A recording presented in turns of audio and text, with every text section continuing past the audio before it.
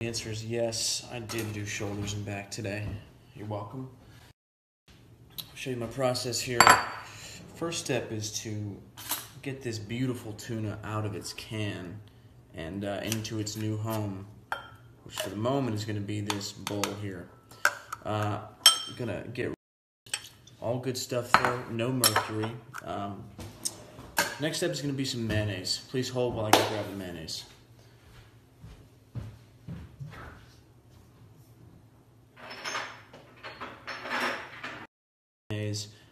From Trader Joe's. Big fan of this. I think it adds just some good texture overall to the tuna fish. So you don't get that dry tuna that nobody wants. Next step is going to be just to simply mix this around in here. Now, I want you to take a look at the level of this tuna. This is premium tuna, so you're going to get a little bit of resistance initially from the tuna itself. I've been a tuna enthusiast for a long time now, and it's something that not a lot of people understand. It's sort of a niche market these days. A lot of people are heading towards the pre-packaged, pre-made stuff that you can get at, any one of your Jones on Third, any one of your places that's going to sell you just a fancy tuna fish. Any one of your places that's going to sell you just a fancy tuna fish, lots of bells, lots of whistles. But what you want to do is have that personal connection with your tuna. And that's what we're doing here today. I'm glad you're on this journey with me. When we get to the other side, you're going to get to see the taste test. I like to do this just to give a sense of where my brain's at and what I'm thinking after I've really earned the tuna fish, which is an important piece. All right, so now we got the mayonnaise. Mayonnaise is done. Next step is going to be just a little bit of seasoning.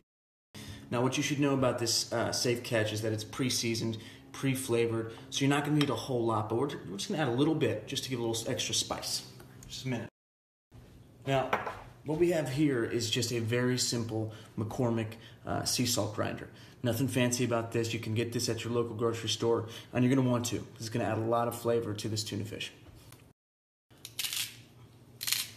Now, I usually go clockwise around the bowl once, and then one drop right in the center. I give that a little mix, make sure it gets in there, hits the different spots. It's going to be a combo of just your classic black peppercorns, grinded down, and I go straight through the middle and then across. A little bit of an X. So there's one, there's two, and I leave it right on top. It'll make last piece of the puzzle.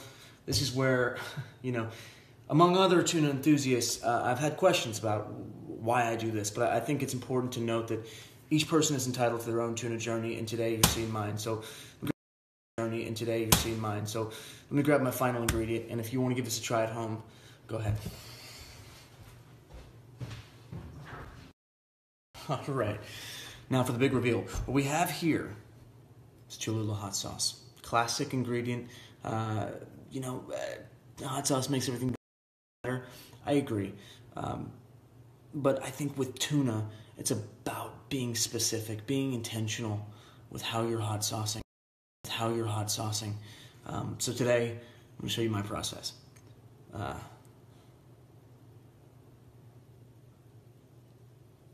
That's all it is. My hot saucing.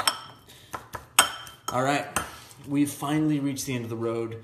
I'm about to taste test this. Always important, remember, new utensil before you do your taste test. You don't want a little bit of that extra mayonnaise left over on the utensil. You want to make sure you got a clean fork.